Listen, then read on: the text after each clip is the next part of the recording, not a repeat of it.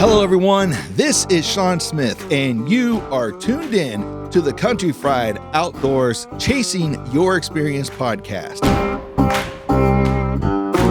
The podcast that will connect you to resources regionally and nationwide to engage them and you in open, honest discussions so that we can inspire the growth that you need to chase the experience you want.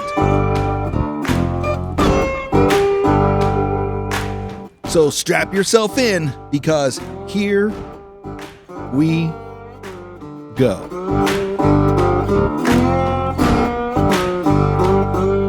Hello, everyone, and welcome back to another episode of the Country Fried Outdoors Chasing Your Experience podcast. I'm your host, Sean Smith, and on the line with me is co-host Sam, all the way from Colorado. How are you doing, sir? We're doing well. It's a mild winter, so I guess I won't complain, but we sure could use the precipitation. You know, I hear you. We've gotten a little bit of rain here recently and some snow. We had snow. We had a decent amount of snow in our area. We got 4 to 6 inches maybe altogether by the time it was all said and done. That was hanging around. And then we got some warm days with some rain, and now it's all gone. And now we just have mud, lots and lots of mud. So, well, at least you had that 4 to 6 inches. Moved to Colorado, you think you can get socked in with snow every year. That seems to not be the case if you're living around 5,000 feet of elevation. I have been out to plow snow twice this year. And I don't know, of those couple snows we've had, I'd say it probably wouldn't add up to 6 inches. Which is weird hearing you living in Colorado at elevation, not getting snow, while we here at Ohio, barely 1,000 feet up, have been getting all kinds of snow. Well, maybe you're getting all that precipitation you guys missed all summer. Well, hopefully our aquifers are getting refilled. I'm worried. I'm really worried to see what's going to happen. Like, obviously, we're not going to have a lot of snow melt for the springtime. But I'm really worried to see how some of these aquifers are going to take this, especially some of those underground streams, that have been dry and then now refilled, like what type of erosion we're going to see from that. So that, or where new springs may or may not pop out. And right. Yeah, the water table is an interesting thing once you get down below the, topsoil and A and B layers and into that bedrock. It's a fun game that water can play. Yeah, water, one of the most powerful forces here on Earth. So might take it a while to do some things, but it can literally move mountains. So no, and I got to experience that this year. One of our small town catastrophes for the municipality I worked this year was a house built in some pasture land on top of a fairly high hill. The bank behind it decided to give way because of an underground spring that has moved year after year after year back and forth across the slope. And this year it had moved in and infiltrated enough that the garage is fairly close to falling off the edge of the cliff, and they had to condemn the house. And the people's homeowner insurance, unfortunately, isn't going to cover it either. Well, that's shitty. Yeah. I don't know what's in their clause, who they have, so I'm not going to shit on any companies, but just to show you the Ponzi scheme that insurance is. Yeah. I don't know. I understand there's a lot of some very intricate contracts that are signed through the insurance stuff, and I understand the concept of the delicate balance between the shareholders and then also taking care of the people who are paying for the insurance. But at the end of the day, like, we're paying you a premium price to take care of us when things go wrong. And you probably should be held liable to take care of that because that's what we pay you for. At least something, it's hard to foresee someone's house falling off a cliff almost. But also I can side on the side of the insurance company because as you look at the layers of soil from the bank that has fallen off, and speak to some of the locals that have been here longer than I have, a lot of that pasture that was up there used to be a hill that just got bulldozed off and shoved over and made, a little longer landscape opposed to a hump of land that you couldn't do much with. And so there wasn't much compaction from what I understand. There wasn't much soil work from what I understand. They just bought a parcel of land and plopped a house on it. There wasn't much soil engineering done to say that this is a good idea. Yeah, but at the end of the day, if that house was built there, was built there, then the insurance approved that location. So, I mean, or whoever zoned it and said, yeah, it's fine. Yeah, it's fine. I mean, it's been, I don't know. There's a lot. Well, there's a lot there in not that this podcast is about this. I know some people are talking bad about insurance. Well, right now, I think everybody talks bad about insurance because I think everyone's had a bad go with insurance. One of our neighbors, so here in Ohio, I don't know what you guys do in Colorado, but here in Ohio, especially in our area, we have to pay a mine subsidy insurance that is done, I think, at every sale of the house. And what that does is to pay for, because there's a lot of abandoned mines in our area, and one of our neighbors, and it actually runs through our property. There's a mine shaft that actually runs almost under her house, and it's obviously there's starting to be some issues with it, and her house is shifting. And so she's getting some mitigation work done, but the insurance is fighting her. Although we pay for this, and they're wanting to fight it or fight with her about it. I'm like, then what's the sense of making us pay for it if you're going to just sit here and fight every tooth and nail for us to use the insurance? Correct. It's a damn shame too, because if you think of all the money over the years, depending on how long you've had your property or not, regardless, all the money that you've taken out of your pocket after taxes to pay these people to protect your investment, they're not there to protect you. First off, they're there to protect the bank. But secondly, if you had all that money in your pocket still and in your savings account, you could just pay for the repairs that you need, not have to have the headache to deal with these idiots. That's true. But that's assuming people are responsible with their money. True. But also, we're paying this insurance, we're paying you this for you to take care of, this is what we agreed to. This is what, you agreed to supply us with this amount of money for whatever happens. And then we need you and then you want to fight us. Correct. That's not how this is supposed to work. And people wonder why, wonder why people are mad at insurance. I wonder why. Because you have to fight them tooth and nail. And, next thing you know, you got, people that are denying claims all the time, and people get frustrated with that. Yeah. And the whole California issue too, a lot of headache there could have been mitigated with the, I suppose you'd call it an audit that the insurance company had done in the vicinity where these fires had taken place. They had done an audit years ago. They said, you guys need to clean this crap up because it's going to combust soon.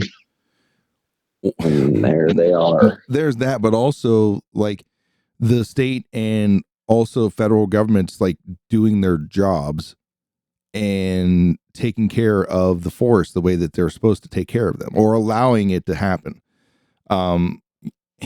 Because that stuff that you fight, I don't know. I don't want to go too far into this because I'm probably going to be way off in left field when I say this, but if you spend your entire, say you spend a couple generations fighting fires in that area, and not allowing a natural occurring thing to take place that's supposed to take place, eventually there's going to be so much fuel for this thing. It's going to be massive and it's going to be catastrophic because it's going to happen. Absolutely. Because it's a natural part of the region. But here's the problem: once you have contained the beast for so long, and the beast finally gets out, it's going to be so destructive that it's not going to allow nature to do what nature intended to do and regrow. It's going to be so destructive; it's going to just destroy everything. Burn too hot, scar the soil, and you're not going to be able to grow anything. But that all circles back to conservation efforts. trying to be made to improve habitat for wildlife and reduce risk, to mitigate these fires, mitigate other things such as, I can't say, well, yeah, I mean, if it scars the soil, you've got habitat loss now. Mm-hmm. And so, sounded like a bunch of babble, but here we go. We brought it all full circle. And that's basically, where I would end it at. Like, you have to do what you're supposed to do and manage this. It's about conservation, whether it's animals, whether it's the forest, whether it's the land, it's about conservation. And unfortunately, when people start to encroach on that in natural places, because it's beautiful, I get it. This is such a beautiful, clean place to live. I get that. But then you spend all this time trying to, like I said, contain this beast, contain nature.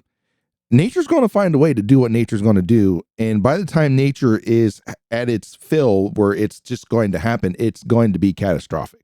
But yes. Controlled burns, good. Yeah. Mitigation of cedars to bring back some sage habitat for protected wildlife, good.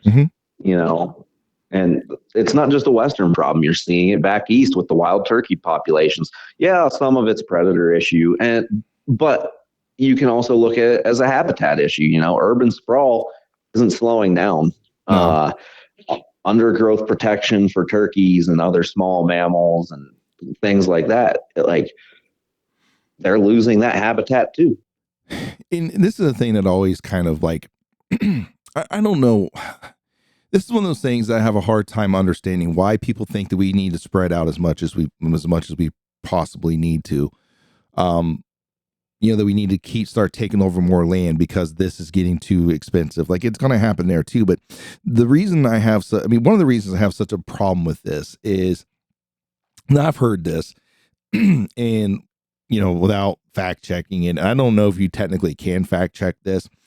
What I've heard is that if everyone just died today, everyone just died, and there was some entity left that was part of the cleanup efforts, they could take every human being that exists today, right now, all the bodies, put them in the Grand Canyon, and it still wouldn't fill the Grand Canyon. I'd believe that. For sure. But the space that we need to accommodate the number of people on this rock right now is astounding. Is it though? I mean, it is. I mean, if you think about it, I can't remember where I heard it. It's been a long, long time ago, but I once heard the human race described as mold on bread, and you're going to use your resource until there's nothing left. That sounds like Agent Smith from The Matrix talking about us being a virus. Well, I've never seen The Matrix. What? So it wasn't that. But, we are, there's 8 billion people on this rock. So we are on track to eventually run out of resource. And I'm not advocating for declining the population. I'm not advocating for any crazy theories out there. But we do need to step back and look at it. We love these wild places. We're going to lose them if we continue the pace that we're on. I'm sorry, you lost me. You've never seen The Matrix. What? Anyways, welcome to the podcast and welcome to season 2. Actually, I've never really announced it yet, but we're kind of on season 2 now. I think we're like 1 or 2 episodes in on season 2, and that's me being a bad host, not saying anything about it. So we made it through our first. Shit, that's news to me. Yeah, we've made it through our first season. We started in 2023, ran all through 24, and now with coming into 25, I guess it's about time to declare a new season. So here we are. Hell yeah! And kind of with the new season, I don't know if any of you noticed, but I've changed the cover art for the podcast and a few things. So there we are. New season, season 2. So what's the next global problem we need to tackle? I think I'm done with global problems right now. I think I'm done. I think we can move on to stuff that's more relevant to why people are here. Well, how'd your season wrap up? It sounded like you managed to whack and stack a few doe this year, and it seems like you bought a last day throw at it chance tag. How'd all that work out for you? I haven't got a chance to listen to the most recent podcast. Well, so the wrap up, as everyone has heard, it went pretty good. Ended up shooting 4 does myself, and then my son shot a doe. So we've definitely been on doe patrol this year. I had a couple opportunities at some decent bucks that just didn't work out. Some of it, I don't want to be that type of person, try to blame outside influences, but some of it was trying to film is why I missed out on an opportunity on at least one of the bucks. And then just getting busted this year. Like, I don't know what I did differently or what's going on. But it seems like the bucks were picking me off and way more than they ever have in the past. And I don't know what I did differently. I don't think I did anything differently. It's just they were just a little bit more cagey, and it was even during the rut too. Like, I got picked off. Well, maybe it wasn't anything you were doing, and maybe it was something surrounding properties were doing, or the lack of doing. Well, I think, what, this is a good segue for us to start talking about this. And that's how our season structure, not necessarily our season structure, but how our harvest rates look like here in Ohio these days.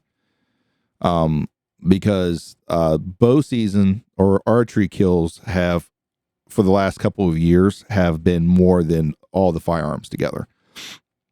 Wow. And that's impressive. So, and that was again this year.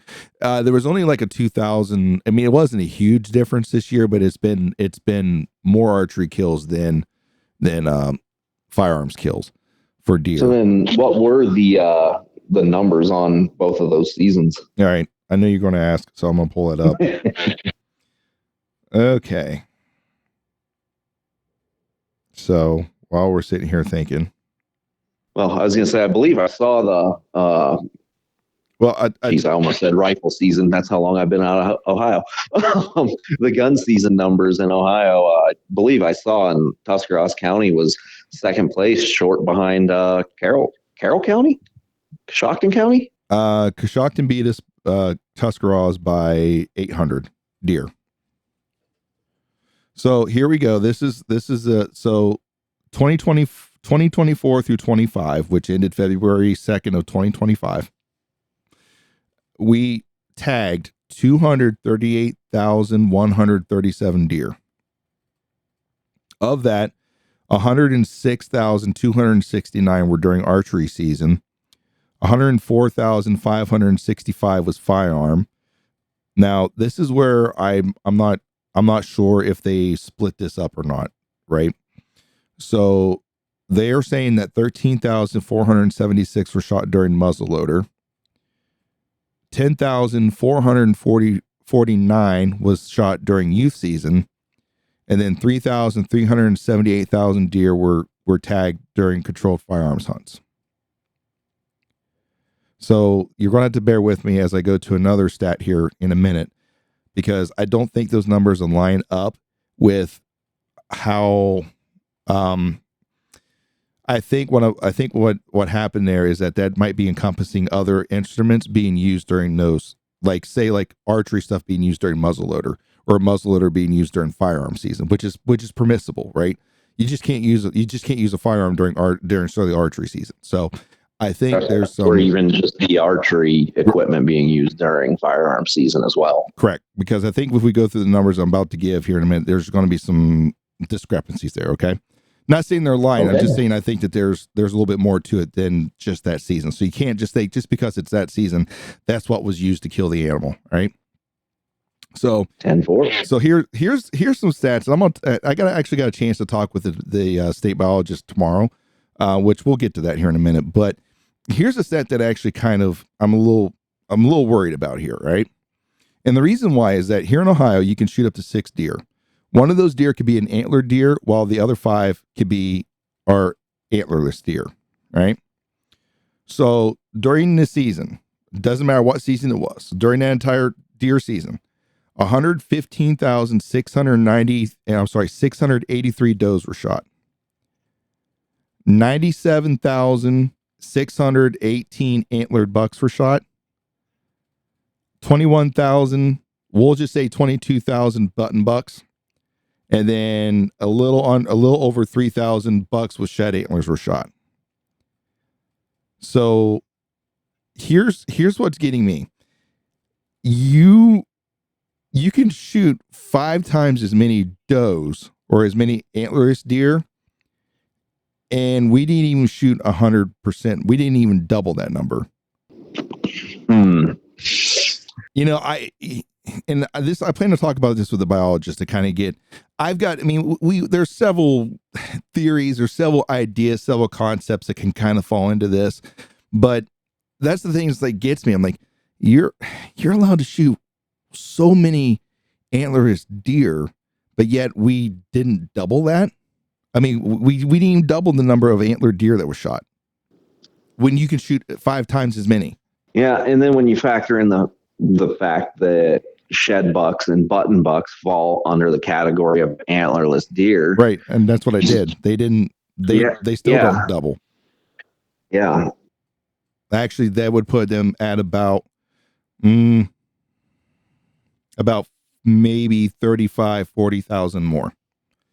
So we didn't even shoot 50% more of the antler. Well, and you can factor that into like the newer era hunter coming out of let them go, let them grow. You've got a lot of guys now, cameras, intel, and waiting on target bucks opposed to just slapping does on the ground like it seemed to be when we were a bit younger. Mm-hmm. So maybe that's a contributing factor. And, you know, I'm sure the biologists and everyone factor in those button bucks and those shed bucks into account, which is why Ohio still only gets 1 antlered deer per season. Right. Which I'm not really for going above that. And I think we need to stick as a 1 buck state, to be honest with you. But anyways, I don't disagree at all. You know, you have to look at densities of deer in other areas as far as why some states get to shoot 2 bucks and why some states don't. Out here, I'm lucky to get a deer tag every other year. Right. So, I mean, granted, mule deer are a little bit more fragile of a species, and harsh winters can really decline those numbers rapidly and change a lot of things for us here. And so I understand their reasoning for that. But yeah, how many other states are really letting their seasons run into when deer shedding antler, you know? Right. Well, we do. Ours runs forever because we want you to shoot deer. We need you to shoot deer.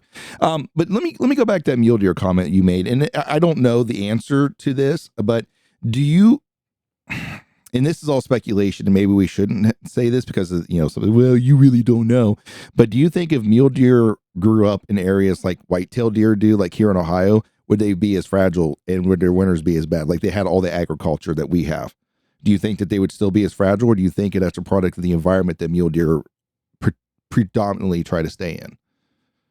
I think it's the environment that mule deer thrive in, or seem to thrive in. You know, you can look at the winter kill. What was it? Not last year, 2 years ago, just north of here towards Steamboat Springs area, the Rangeley area, you know, in some of those counties a little farther north, though that winter was hard on deer and elk and antelope, and they had to reduce numbers of tags for all of those species straight across the board. Yeah. I do believe, you know, if they were a hill country timber animal that had plenty of agriculture to survive on, I don't think they may be as fragile. Now, granted, they're going to be in the same environment as whitetail, and from what I've read in the past, whitetail are far more aggressive breeders, and when the whitetail do breed with mule deer doe, the whitetail characteristics tend to favor. That's just from some things that I've read in the past. I can't cite anything because it's been a couple years ago when we first moved out here, because I was curious, you know, why don't we allow, because Parks and Wildlife really doesn't want whitetail coming past the divide. And I'm assuming that's part of the reason. Well, I mean, it sounds like, if that's the case, if that is accurate, that I understand why they are pretty protective of that then. Yeah. You're trying to protect the integrity and the genetic swamping of a species that, could be swamped right out, Right. as, gray wolves could do to Mexican wolves. Right. Sorry. Anyways, so back to the numbers. So I told you the season numbers, right? So Yep. let's break that down. So what do you think the two most popular implements to kill deer were in Ohio? I'm gonna say archery and firearm. Nope. Like, are you breaking up from vertical bow to crossbow? Yeah, so take it down. Let me break it down. So when we have to check our deer in, all right, they're going to ask you a couple questions, right? And part of that is what weapon did you use? And it's usually broken down: was it crossbow, straight walled cartridge, shotgun, vertical bow, muzzleloader, or handgun? Is usually how they break it down. Now when they say vertical bow, it usually shows up as longbow, which means that's both compound and recurve in traditional style archery. All three of those fit in the longbow category in Ohio. So with that caveat, what do you think the two top implements were? Longbow and crossbow. Longbow and crossbow. All right, are you ready for this? Sure. Yeah, hit me with it. The longbow or vertical bow accounted for 30,839 deer. Okay. Which was only 13% of the harvest. Ow. All right. Now, the crossbow accounted for 78,254 harvests, which ended up being 33% of the total deer shot in Ohio. Wow, then I was wrong. Which you were right. Crossbow is number one. And you want to take a second guess what number two would be? I'm going to go with the straight wall cartridge these days. And you are correct. It is the straight wall cartridge. It was just 1,000 harvests below the crossbow at 77,027 harvests and accounted for 32% of the harvest. Okay. So, well, I definitely was throwing crossbow on the list, just because of the fact that in Ohio you can use it in the archery season. Correct. But my thinking for the longbow was just due to the longevity of the season. There you go. And also archery season accounted for more kills, right? Right. And so that's where you get your crossbow factor. Mm-hmm. But if you take those two numbers, the crossbow and the vertical bow, that equals out to, kind of close. That's actually a little bit more. It's actually a little bit less than what the actual number was. So there's, yeah. So anyways, welcome to numbers. Wow. It's eye-opening. I don't know necessarily that Ohio needs to get crossbows out of archery season. If that's what you want to hunt with, great. Especially if you need deer numbers drop down. Right. Yeah, I'm neutral. I'm neutral in that argument. I can see the one side where they don't want crossbows. I understand a lot of their arguments, but I also can see why, people want crossbows in. And I'm neutral in it. And, the state decide that it's legal, and hey, you know what? It's legal. And if somebody decides at some point in time that there's some type of, I should say, unethical benefit or some type of, detriment that a crossbow is causing not only to the resource but also to the enjoyment of the sport, then maybe they'll relook at it. But at the time, right now, like, it accounted for the number one harvest in the state of Ohio was by people using crossbows. 33%. Yeah. And again, longevity of the season. Yeah, and the longevity of the season. But let's think about the straight walled cartridge rifle for a second, though, right? So I would argue at one time, and I would still argue right now, that gun season is not like what gun season used to be here in Ohio. I'm sure there are pockets of areas where gun season is still as, I don't want to say chaotic, but a little bit more, how do I put this? A little bit more pressure than what we get around here. Right. I'm sure there's pockets, right, of where it still is as pressure filled as what we used to be. It's a week and 2 days that you can use a firearm, and let's or a straight wall cartridge. So let's take that let's put one more weekend in there. So that is a week and about 4 days that you can use a straight walled cartridge rifle in Ohio. So I'm including the week of the firearms original week, and then I'm adding in the 2-day holiday weekend, and I'm also adding in the 2-day youth season. Okay, I was going to ask if you were factoring in the youth. Yeah, so that's the days that you can use a straight walled cartridge, and it accounted for 32% of the harvest. To be honest with you, the firearms accounted for. Let me go back to this. Firearms altogether, like firearms weapons, not the season, but the firearms weapons, between the straight walled cartridge, the shotgun, and the handgun, equaled out to about 47% of the overall harvest. So almost half of the harvest was done by a firearm. And I didn't even include muzzleloader in that, which would put you over half of the harvest. Yeah. So if you take and all the muzzleloaders, a full week or 5 days? It's like 4 days. It's not very long. Okay, so you're up to almost 2 weeks. Yeah. But I was also, while you were looking up your stat, I was looking up because I couldn't remember when Ohio started allowing the use of a straight wall cartridge. And from what I have found on said Google machine, Ohio allowed the use of straight wall cartridge rifles for deer hunting. It began in the 2014-2015 season. Which I wouldn't even gone back that far. I was going to say like 2019. Yeah, so we're just over 10 years into it. Mm-hmm. That's crazy. It's cool. I mean, this year was the first year I've shot a deer with a straight walled cartridge, but it's been the first year in a very long time. I honestly couldn't tell you the last time that I used a firearm to hunt with and was successful. I went out maybe a couple years ago and walked around with no intent of shooting anything. I was just walking around. But to actually seriously hunt with one, this was the first year, and I harvested doe. But yeah, it's been 10 years in. I got to tell you, like it's a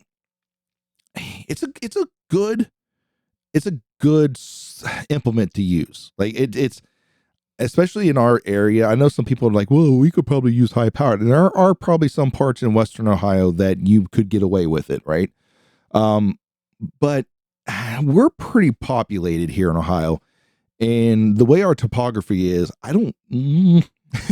you're asking for trouble, right? Because even a muzzleloader, and I understand that it's not like a yearly thing that happens, but there were several years ago, and it actually happened between two counties, that somebody in one county discharged a muzzleloader off in the air, and it made its way to another county and actually accidentally struck a young lady and killed her.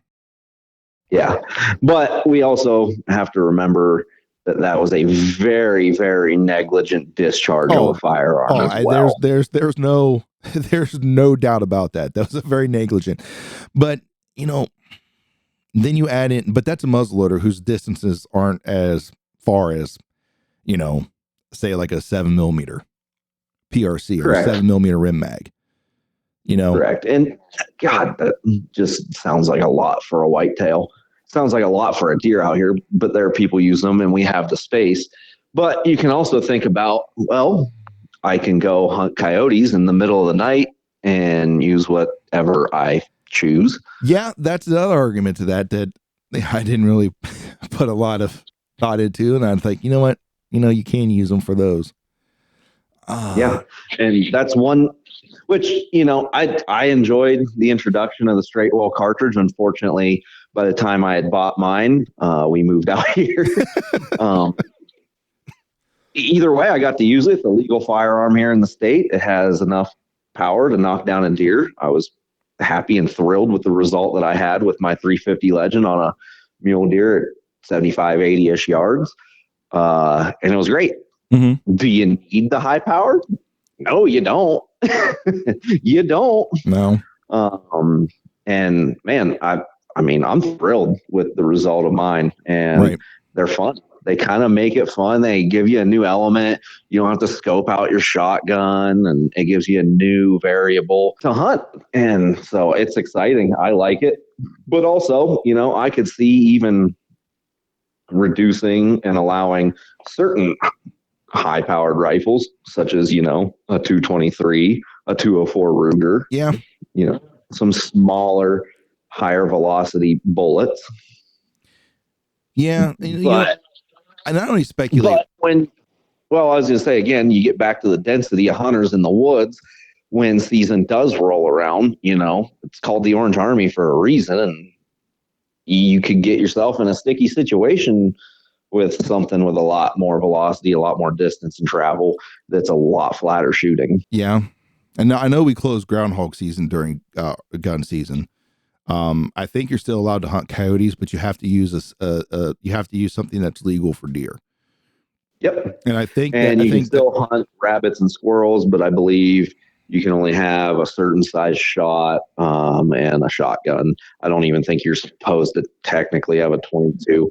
Don't quote me on that. Been a while. Right. I'd have to look up the rules to see what the legal implements for squirrel and small game is. But so maybe that is maybe what you just said there, the hunter density, maybe that's the deciding factor of why they don't allow, because they take them away during those seasons. Now I feel it is. How many people are really out there coyote hunting? Not a lot. Handful. Not a lot. Yeah. But anyway, you look at the density when the Orange Army comes out in full force.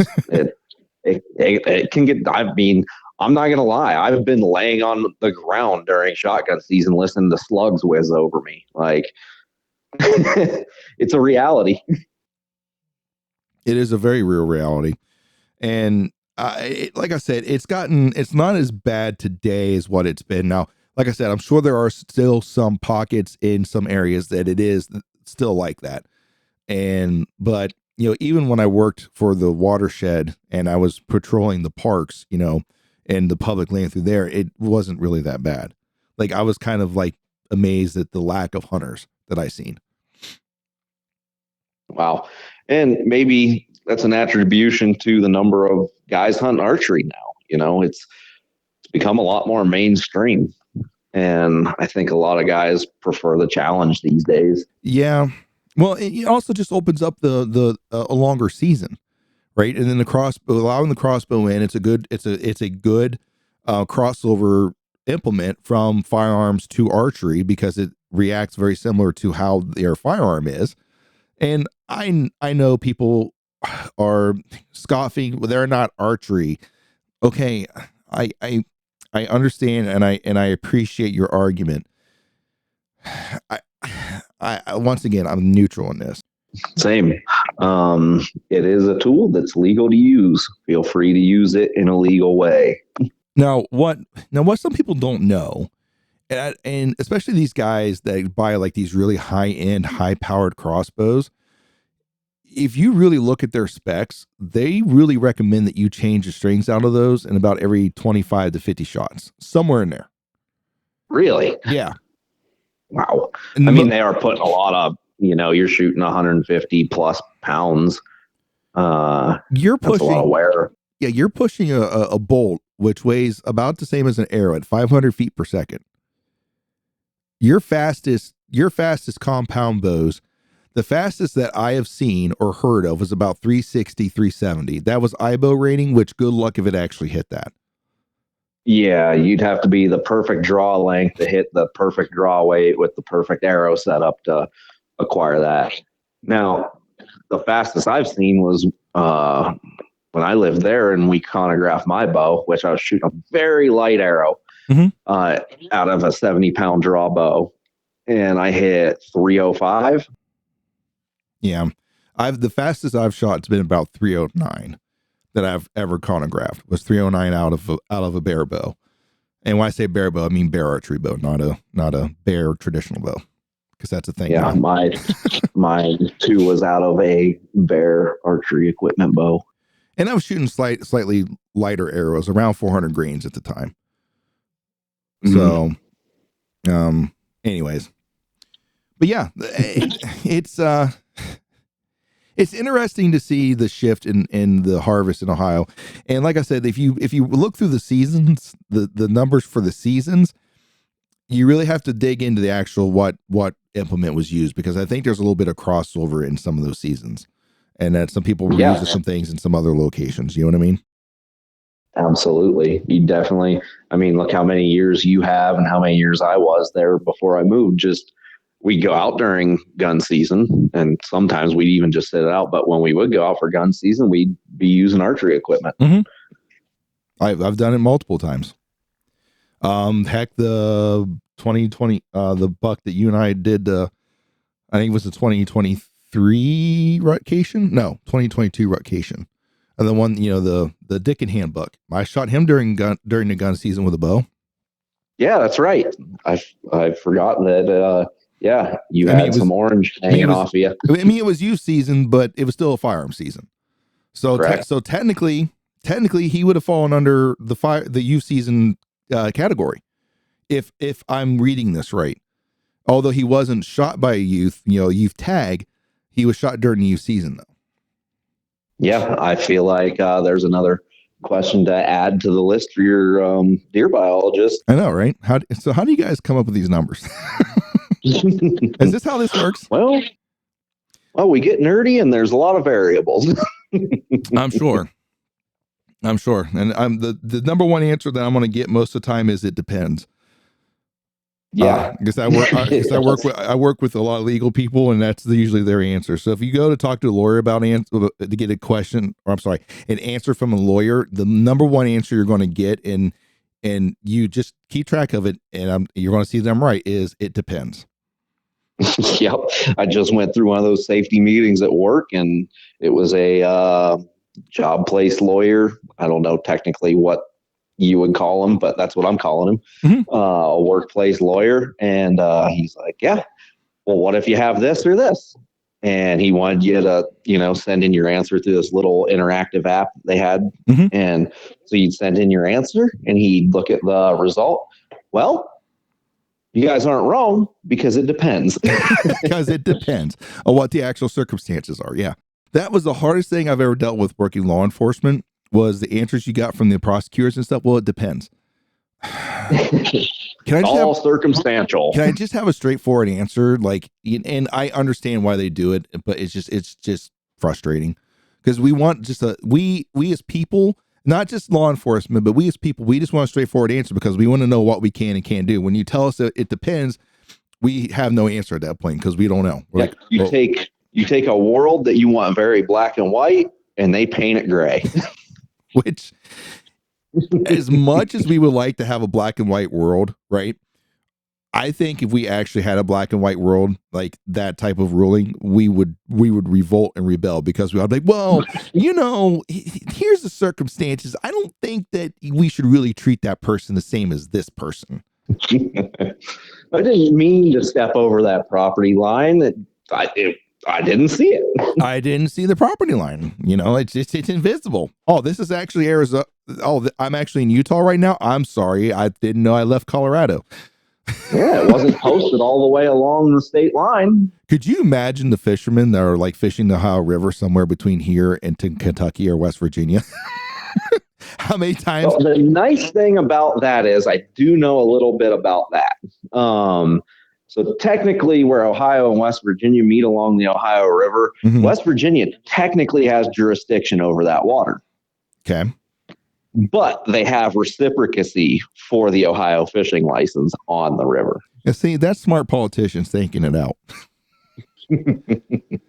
I wonder how long it took them to get there before, though.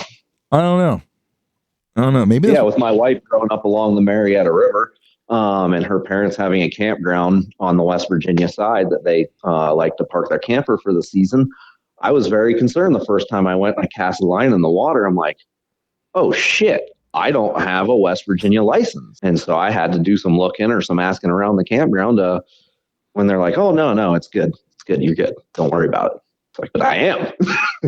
I'm like, well, I hope you're right. But yeah, as far as I know and what I was told, I might be implicating myself. Come get me, I guess. I'll pay it. As far as I know, there is reciprocacy. Disclaimer: story time with Sam is all hypothetical situations. Any admission to any crimes that have ever occurred, rather recently or in the past, are just for hypothetical storytelling reasons only. This is not an admission of guilt or factual information. Yeah, I could be loony. This might have been a dream. So yeah, the whole black and white thing, like I said, we want it. We say we want that, but I think at the end of the day, I don't think we really want it. Because somebody we really don't. Somebody be like, "Whoa, this circumstance was a little bit different than that one." Well, I'm sorry, this is what it says. And that, children, is why lawyers tell you it depends. Well, and you can't even blame the lawyers. They're there to state the facts that they have to sway you to their side. And right. That's why we have the system we have that you're judged by a jury of your peers, even if your peers are idiots. that means your attorney did a really good job picking your jury or did a really crappy job picking it. It's one of the two. So that's some of the most recent news here in Ohio. Oh, and you did ask about my last day. I did buy a tag on the last day of season, and I was debating, but I went out and kind of set up a site at the Harrison County farm because I was tagged out in Tuscarawas. I couldn't shoot any more deer in Tuscarawas. So I went out to Harrison County and kind of set a site up, and I had a camera on it. And for some reason, this camera burnt through alkaline batteries like faster than I've ever seen. I think it was up for like a week and it killed the batteries. So that was weird. That was weird. I've never had one do that before. So I got to look into some stuff on that and see what. I mean, yeah, I know cold weather will do that, but usually I get a little bit more than a week out of the camera. And yeah, it's not like it was in the negatives or anything, really, was it? No, it wasn't. And also like it wasn't, but there was deer coming to site. And some were coming in the evening, a lot of like nighttime activity. I was really kind of looking to see if there's any buck still in that area that was kind of still cruising through there. I had like one smaller buck show up, but he wasn't very frequent. And then there was a group of does. And I really kicked around the idea of, I'm like, do I really want to buy another tag? I'm like, you know what? It's the last day of season. And it's going to be a long time it's going to be a while before I get to do this again. I'm going. So I bought a tag, pretty much donated $31 and some odd cents to the state of Ohio on that because I didn't see nothing. It's all for conservation, man. Yep. It goes towards conservation efforts, but nope, didn't see anything. So deer total is 4 and 5 altogether between me and the boy. But I got 1 in Harrison, 3 in Tusk, and he shot 1 in Tusk. And still, when I still get photos from a couple of the other farms, or I get a photo from the one in Tusk, there's still a crap ton of antlerless deer coming out there. And I understand some of them might be bucks right now, but there's still like a bunch of antlerless deer showing up out there, which a lot of them are does. And yeah, so you didn't hurt much by doing a little extra doe patrol this year. No, actually probably benefited the property more than it did anything else. Good. But I think that's going to be a hot button topic we talk about tomorrow too. As I've been kind of warned that obviously the state of Ohio wants you to shoot more does. It's not hidden knowledge. It's not secret knowledge. Like they want it done. So well, yeah, I mean, in recent years they've definitely cut the number of doe that you can shoot because I mean not by any significant number. But I remember when I was young and first started hunting, it was 1 buck and 6 doe, I believe you could take. It depends on the region, and I think our region used to be like 6 deer at one time. Our region alone. And then they dropped the number down. I think that was just Tusk County. I don't think we, because at the time, I was just a youth and shotgun hunting every now and then the occasional muzzleloader hunt with my dad. But that was just in one county. So, I mean, they've made a definite cut across the board. Yeah, county-wise, yes. They dropped all the counties down to, Well, they went from regionally, right? So there was like zone A, zone B, zone C, and then zone D was usually like the give me a second here, was usually like the urban zones where you could shoot more deer. But zone C, which is mostly southeast Ohio, which we fell in, if I remember correctly, I think we could shoot up to 6 deer in our zone.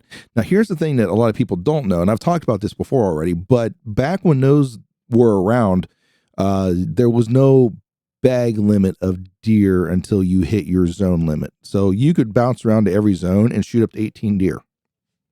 Yeah. That's not true today. You can shoot 6 deer altogether, and then it's by county. It's the bag limits is distributed by county. Between 3, 2, and 1. And I think some of the larger counties like Summit and those, I think they permit 4 deer out of those counties. So okay. But anyways, so we have dropped the number, I guess, in a sense. But they still want more. I mean, we're still allowed 1 antlered deer, and I'm okay with that. Like, I really seriously don't want to see it to change from that. But they really want us to shoot does, and I don't have a problem doing that. Like, I shoot a lot, but we also go through a lot. Well, and it's also interesting looking at it from there to here, and here they do not want you shooting does like at all. And I know I was doing some looking in because of all the research you kind of need to do to look into tag allocation, how many points you need for this, how many points you need for that. And I believe it was just for second rifle season, and that's our longest rifle season. They only give out 15 doe tags for the entirety of that season. Really? For the unit. Yeah. For the unit. I wonder how many people put in for them, though. I wonder, did they give a number for that? I know I put in for it once because I didn't actually know the number at the time of how few they gave out. And like, I doubt hardly anyone's even putting in for these. Maybe I'll get a doe tag because I just want meat in the freezer. I don't need antlers. I don't need, the big, oh, look at that guy. I just want meat in the freezer, and I didn't draw it. And that's when I started kind of diving into it. I'm like, wow, they're pretty stingy, especially for an area that's like, well, we need to kind of get some CWD stuff under control. I understand the bucks roam a lot, but like, right, you're going to hit a population where your buck number, which I'm sure they have that all kind of figured out, but like, I know a buck can breed a lot of does, but like this many doe that I see per antlered deer, whew, that's a lot of fornication. Right. Well, I mean,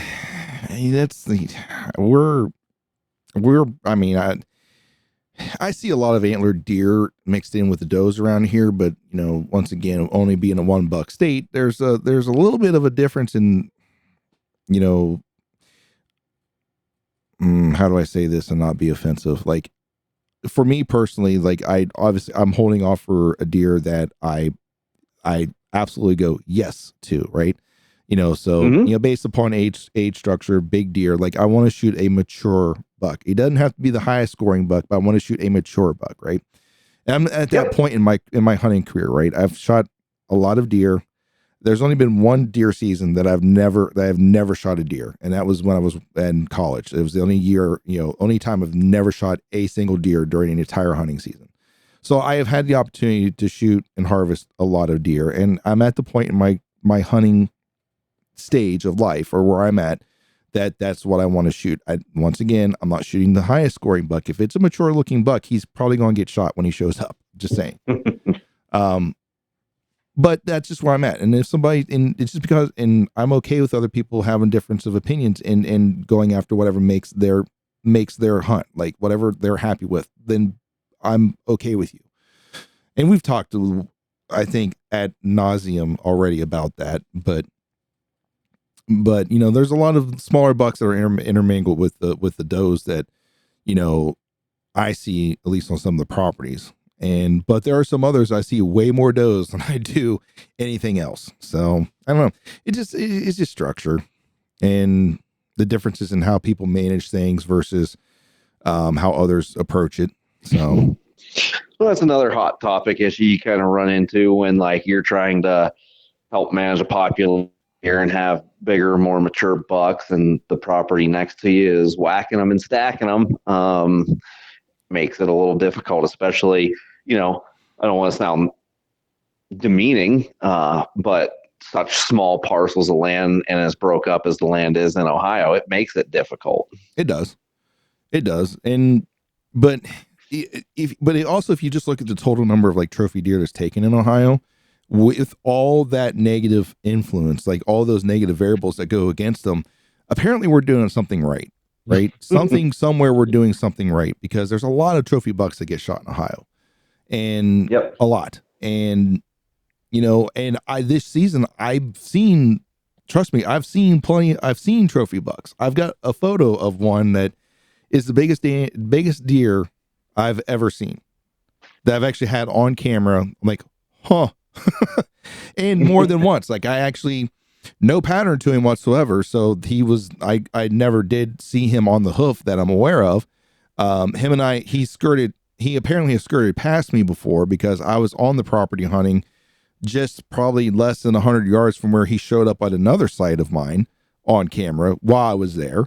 So it's not that, you know, we weren't around each other. I just never got an opportunity at that deer, but I know he's there. Yeah, they don't get that big being silly. And it kind of takes me back to being younger, and a property we used to have permission to hunt. It's now a lease property because one of my cousin's cousins shot a dandy of a whitetail there. But it didn't matter. You went there year after year after year, and I don't know what it was about that farm. There was ag around it, but on that specific parcel of property, it was just timber and a couple open fields that weren't planted for anything. But that chunk of land held the biggest bucks I've ever seen in my life. And yeah, something's right in the soil for it. Yeah. So that's one thing. Maybe it's genetics, maybe it's big fat does, but it's, yeah, they're there. There's a lot. Well, I think you hit two good variables there. And I think what some people don't think about too is that the doe actually has somewhat of a say on the caliber of buck that she produces. You know, you can have the best, you can have the best genetics in the bucks, but if he mixes with, you know, crap genetics in a doe, you know, there's a good chance you're going to get crap genetics in a buck. So, and right, whatever, you know, offspring she has. I don't want to sound mean, but if you have a crackhead mom and a crackhead dad, you're probably going to be all skinny and not real healthy.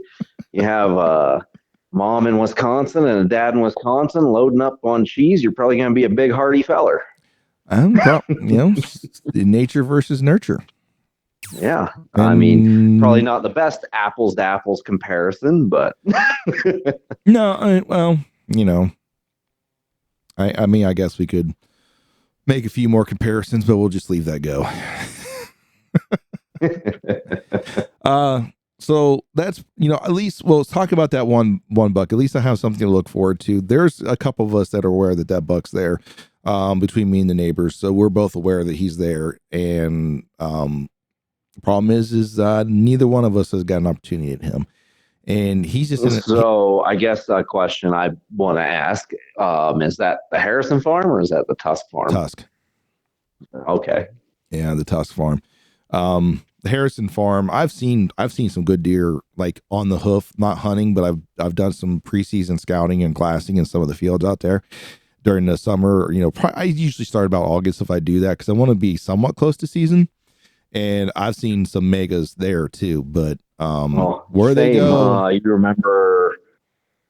Shoot, it was, I believe, the year before we moved. I had that camera and that draw, and we had those couple dandies that as soon as velvet shed, they disappeared. I'd love to see what those deer look like. Right. Well, they're probably not alive now, but would have looked like out of velvet. Yeah. Yeah, that's weird how that farm sets up. And that one, I don't know where they go. I need to drive around more out there and see what I see. I'm telling you, don't sleep on that little section of public that's close to there. without giving anything away. Right. No, I get what you mean. I've thought about diving down there. I've told him before. I said, hey, I think I'm gonna cross over down through your guys' fields to get access down to that public down there. Like, yeah, sure, whatever. I'm like, but but that once again, there's a lot of hills, and I don't want to come back up that hill because it's straight down to get there, and then it's straight back up to get you know, and it's a big freaking hill. That might be worth it. I know. Stop it. Just from some intel of some other relatives in that vicinity. Well, not too far from the farm I was talking about a little bit ago either. All right. Well, I might actually have to start do that next year if I hunt out there, because they're getting ready to start drilling out there. I mean, they're in the process of getting ready to start. They're out there doing a bunch of surveying. So I'm assuming the drilling is going to start here really soon. Well, you might even be good just to put up a blind right along the fence of whatever pad they have. Those deer are addicted to open soil. So I don't know. We'll see. And I'm assuming that's going to be. I mean, if they start early enough, maybe they'll be done doing most of their work before season comes in. We'll see, but I doubt it. I'm telling you, after working on some of those pads and building some of those locations, don't let it deter you. Yeah, it's probably not going to. I'll run cameras out there, see what's going on. I don't know. We'll see. That's a whole nother thing. But I do have at least one location that I'm really going to put a lot of focus in, because I've got an idea where that mega is bedding, and I'm probably going to really focus in on him next year. Good. That'll be exciting. And hopefully, the nice thing about that farm is, like, yeah, it's not far from a road, but it's not like the road that runs near the other farm. Yeah, to be honest with you, I don't think that deer goes down that far.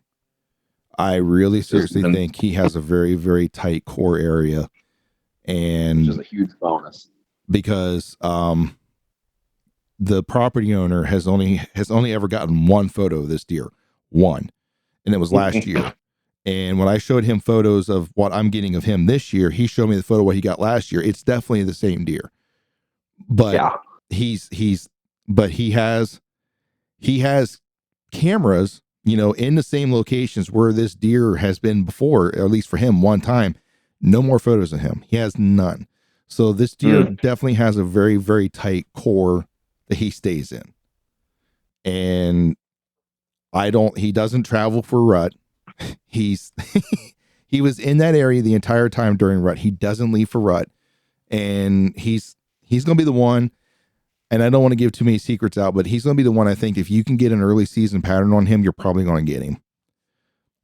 But getting that early season pattern on him and getting to a spot that is favorable for you and not him, or it's a 50-50 between you and him, that's going to be the next issue up there where he's hanging out at, because it doesn't matter where the wind what direction the wind blows up there, it all swirls up there.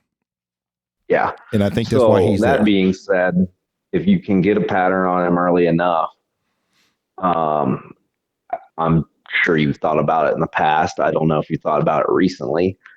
The odds of just putting a ground blind up and camping there for a couple days, working hard and just staying in that location for, multiple days, waiting on him to come through. Yeah, I don't know. I almost put a blind up there this year, near one of the sites that he was coming to.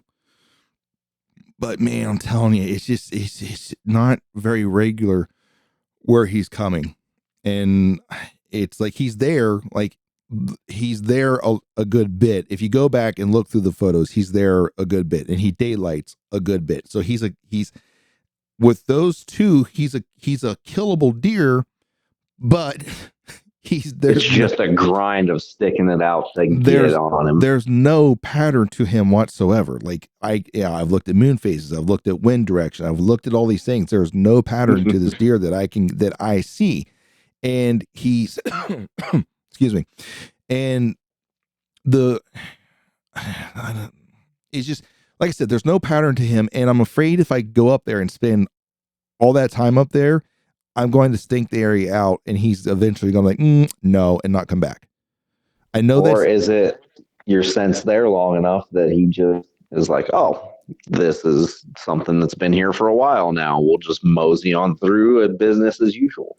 There could be that, but and I could believe that because there's days that there's times I've gone up there filled okay, it's a feeder, and filled a true stump feeder up there, and then he's there the next day like nothing's happened. He's like, oh, cool, this tree's shitting corn again.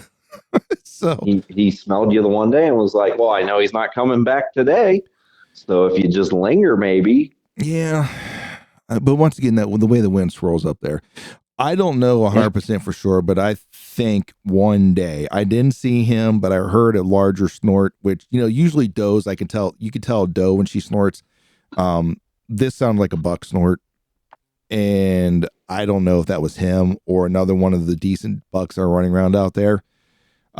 Because at this time of year when it was, they had started to start running together again. So it's I don't know, but it doesn't. Like now here's another far-fetched idea. You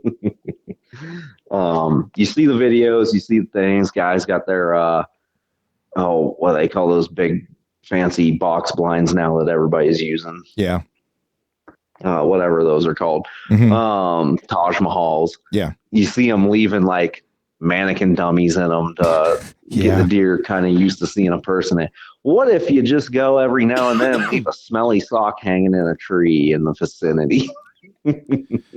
Well, I do. It's not like I stay out of there during the off season. I do go in there. Like, it's not like, I'll go in there and check cameras because I don't run cell cameras on everything. Like I do have some standard cameras that I still run. I go and I refresh, scrape sites every now and again. So it's not that I'm not in there. But maybe a little more of a presence of a scent that they can be like, oh, there's really no danger here. Maybe. Not saying it'll work. I'm just throwing noodles at the wall, seeing what sticks. Yeah, I don't know.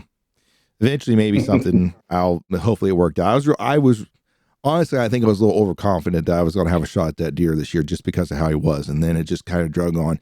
And also, me getting sick around New Year's Eve, didn't help because he was there on the 30th up at that site, and he was there. And then my camera started acting funny, and then when I went and got it, it's a cell camera. And for some reason, it quit sending photos. It had service people. It just quit sending photos. It acted like it was dead. But when I pulled the card, it had photos on the card. So apparently it must have had enough juice to take the photo, just not send it. Because if I'm correct on this, I think those cameras will hold photos on the card, right? They don't hold them forever, but they hold them long enough, and eventually we'll recycle them out. Because I always had like 32% of the card was always used up. So I think that's what they do. They give you, there's a little bit of a cycle to where you can ask for like a HD photo to be sent, and that's not kept on the service. It's actually kept on the memory card of the camera. And so you ask for it, and then, you say, okay, well, I want an HD photo of this one. So then when it's the next time the camera does a check-in, not necessarily the next time it takes a photo, but the next time it does like a daily check-in or whatever, it'll send that HD photo out. So, and it's being stored on that card. And I think like, I don't know what the recycle rate is. It might be like 30 days. I don't know. But at a certain point, it'll be recycled out and then rewritten. I will have to take your word on all of it. Being that all my hunting is on public land, we are not permitted for cell cams on public land. So. Not in Colorado, you're not. No, sir. So I'll have to take your word for it, and everything else is Latin. Well, speaking of Colorado, let's move off of Ohio. And there's been a couple of, and I don't know how deep you want to go because, you're going to know more about this stuff than I do. But I guess there's been some developments in like the Colorado and what's going on out there. So what is going on in the great state of Colorado? Not a lot, but a little bit. Everybody's still complaining about inflation, which welcome to it. It's going to be around for a minute. Doesn't matter who's in office at the moment. Everybody's on these egg prices. Well, Colorado has decided, a little off topic of hunting and whatnot, but a little current event stuff. Colorado at the beginning of the year. I can't remember. I don't remember voting on it. Maybe it was, but they implemented that all eggs must be cage free and laying hens must be X amount of space apart. So to not help the egg prices in our state, they have, thrown that on top of us. And I could probably look it up. I don't want to get too deep in the weeds with it because it's not really conservation or anything like that. But that's what we've got for that so far. We recently had 15 more wolves introduced to the state. They all came from, I believe, British Columbia. And so that's interesting. They dumped those in Eagle and Pitkin counties. I do know that. They all have radio collars. They're all tracking, not exact location. You can get on Parks and Wildlife's website and look at the activity maps. It's within watersheds that the wolves have entered. So, if there's a drainage that reaches all the way to the Colorado River, it's going to show them to the Colorado River, but they probably were not necessarily there. Right. And that's been a map that's been kept and updated since the first 10 got released from, where the hell was it? Oregon, I believe. I think. But so there was that. We did have a pack. They were called the Copper Creek pack. A male and a female bred, had 4 to 5 pups, and they were a problem. What do you know? You take wolves that are a problem somewhere and put them somewhere else, and they're still a problem. Who would have thought? Who would have thunk? They caught all the wolves. The male, because of all the hunting that he was doing for the female and the pups, was fairly emaciated. The capture and transport, he didn't make it. One of the other wolves that had been killed was from a mountain lion. I think that was just a solo wolf. It happened fairly shortly after they had released the original 10. I haven't done much research on, I believe it's 2 that may have been poached. One, it sounds like for sure. Not a good look, guys. Stop that shit. No, it's not. It even, not to interrupt you, but even despite what our beliefs are, because I am 100% not for what Colorado is doing there. But at the same time, I'm not going to go there and poach, these animals. Like I don't want them there as much as the next person that doesn't want them there, but that's still not, it's not our place. It's not our place. Yep. No, we're right there with you guys. We get the frustrations. Don't take matters in your own hands. It's not worth it. It gives us a bad look, especially in a state that's trying to pretty well dismantle our tradition limb for limb. Yeah. It seems with the current climate in the state. I know ranchers, I know hunters, I know you guys are frustrated. Don't do anything rash. Fucking stop. Just stop. It's a black eye. They're coming whether you like it or not. There was already wolves coming from Wyoming into North Park. So they were coming regardless. They're just trying to speed up the process, unfortunately. And so far from what I've seen from the last 15 they dumped, it's still not looking good. They're ripping wolves from packs. They're stressed. They're running around crazy. They have one that's gone quite a ways from one of the, I guess I'll call it a dump site. I don't know how else to word it, but a dump site has gone quite a ways from there to Western Mesa County. And it is a lone female, and she's lost in the world. And so it's not looking good for the people who voted in. And you're starting to see a lot of remorse and regret for the decision made by ballot box biology. Well, if you'd just let it happen naturally, you would have had a better natural balance. You wouldn't have put stress on the animals, and like that's happening now. And as much as I'm condemning the poachers, I'm condemning some of the voters. I understand your intent, and I understand you thought you had good intent. but also you guys need to do more research and do what's best for wildlife. And the thing that helps with the ones who are coming here naturally, they're probably coming naturally with their already established pack. Yes, sir. And so it's going to be a little bit less of a stressor, or it's going to happen more naturally because eventually a male is going to be kicked out of the pack and he's going to have to find his own home, or he's going to find his own location. That's just how it goes, right?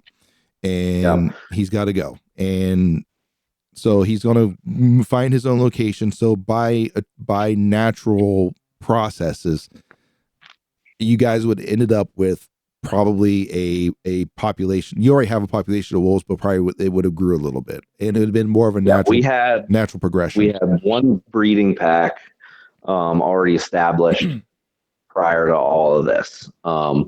Everybody, nobody has patience anymore. Everybody wants to rush the process. Mm-hmm. And I don't know. It's hard because, again, like, I didn't vote for the wolves, but also they don't deserve this either. No, they don't. A lot of the activists want to, oh, well, we interfered with nature. Well, you've just done that and it's not going great. Yeah, there's well, maybe here's what I'll say on this. First off, shame on you for voting this stuff in and not being smart enough to figure out what's going on and what you should have done, or maybe taken a different approach at this. I feel bad for the animals. I don't even fully blame the voters. I know a lot of the propaganda that was out there, and you were lied to. You were lied to, but at the same time, like, guys, I don't know. And maybe some of the voters thought they were doing the best thing, but at the end of the day, like, you made a poor decision. And I know some people are going to argue that, and that's fine. Trust me, I've been on Instagram arguments already about this.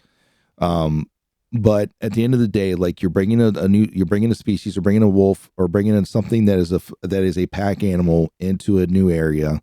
And as you see, you have one and maybe more that are going to be confused, lost, and it's going to be very stressful on them. You've already lost one male that was established with a female. You have already lost one male because of the issue that they were causing and the transportation, the stress between trying to keep up with the family needs and also the stress of being captured and relocated. Surprise, it killed him. And now they're going to be competing with the natural predators of the area, which apparently some of the mountain lions have figured out not today, and have taken their own action here. It's not to mention, we just had Prop 127, or it wasn't Prop 127 on the ballot. Right. I forget what it changed to when it became an initiative. Right. But the mountain lion hunting ban, bobcat hunting ban, a lot of people who voted for wolves took that into consideration. Mm-hmm. We're going to have more apex predators, and which good on them. They learn from something that happened and saw the writing on the wall that if we just let populations kind of run rampant, we're going to have conflict and there's going to be detriment and there's going to be, issues. Right. So great. Let's continue educating the public, which Dan Gates is doing a great thing in Colorado. Can't appreciate what he is doing more. Educating the public and people who might not necessarily be hunters. Right. And that's a hard bridge to gap too, because I know how I am with people who aren't hunters. Like, if I go to a party, and it's not that I don't want to talk. It's not that I don't want to talk about conservation and things, because I want to. It's just it's really hard in those locations because no one really wants to. And I usually find myself, like, I sit there and I'm like the outcast. I'm not. This isn't a pity party discussion. This is just like, how it is as a hunter when you go up to a party with a bunch of people who aren't hunters, and it's like you're just kind of in the corner by yourself because you really don't have anything in common with people to talk about. And so I get it. But so good on him for being able to bridge the gap and have those conversations. Like, don't get me wrong, I have conversations with people who aren't, they're not opposed to hunting, but they don't hunt. I share a lot of my harvests, that I have, especially like the processed stuff, like the meat sticks and the trail bologna with people. I just got done sharing a bunch of it with some of the people that from Stark County at the SO there. When I made a stop up there to do some stuff, I said, share some of the stuff with them. That's just kind of building the gap and stuff, between us. But any type of information we can get out there that's factual. And listen, we got to be careful too, because there's some of us that are technically on our side that aren't spreading factual information. They're just as bad as the other side. So don't. I know we focus on the other side because that's our opposition, I guess you would say. But there are people in our realm that technically are on our side that are just as guilty of the just the outright lies as well. Do I think wolves are good? I think if you allow it to naturally occur, fine. But with that natural occurrence, you also have to have a good management plan for them and actually stick to that management plan. Yep. In any type of animal, there has to be a good management plan for. You grizzly bears, anything that comes in, there has to be a management plan for. And to be honest with you, like, it was probably coming, because when you have abundance of a prey source, they're coming. Like, eventually they're going to come, and there's going to be there's going to be a little bit of a struggle there for a little bit, right? Because the predator population is going to boom. And then once the prey population kind of dies down a little bit, so does the predator population. And it kind of goes back and forth, but it kind of tries to keep a equilibrium over there. Yeah, and it takes a while, especially when you have something that hasn't been on the landscape in such a long time. Right. You've got the prey species, the ungulates, right, that don't have that defense mechanism that they used to against said hunter, right, via the wolf, because they hunt very differently than the mountain lions. Most black bears aren't taking down full grown elk. They're coming during calving season. They might get a deer, not a whole lot of black bears. You got too much to worry about as far as predation. But when it is, calving season, they're having babies. Black bears can be an absolute problem. So you're running into competition for food and all the typical shit that comes with it. I am not anti-predator. Like, they need to be there. There's a reason why they exist, right? I am very anti bout box biology. When it is in the face, when it flies in the face of what the biologists are telling you is a bad idea. Not a good idea. Like, but anyways, I'm not anti-predator because they need to be on the landscape, right? You need to have the balance to take out the sick, the weak, the old, all these other mouths that need to be taken off the landscape that we technically as hunters probably wouldn't shoot. If you look at, like, or if we did shoot, we don't want it. And I don't take that the wrong way, but if I shoot a sick animal, am I going to eat that? By law, technically, I need to take it with me, but it's sick. Do you want to eat that? Do you want to feed that to your family? Probably not. So the wolf, the predators will take care of that. That's part of their job, right? Anyways, that's a whole nother argument, whole nother side of that. So no, I'm not anti-predator. I'm not anti-wolf. I'm anti how this happened, because they're going to get there. Yeah, I'm not anti-wolf by any means. I think it would be incredible to see one out on the landscape doing what it does.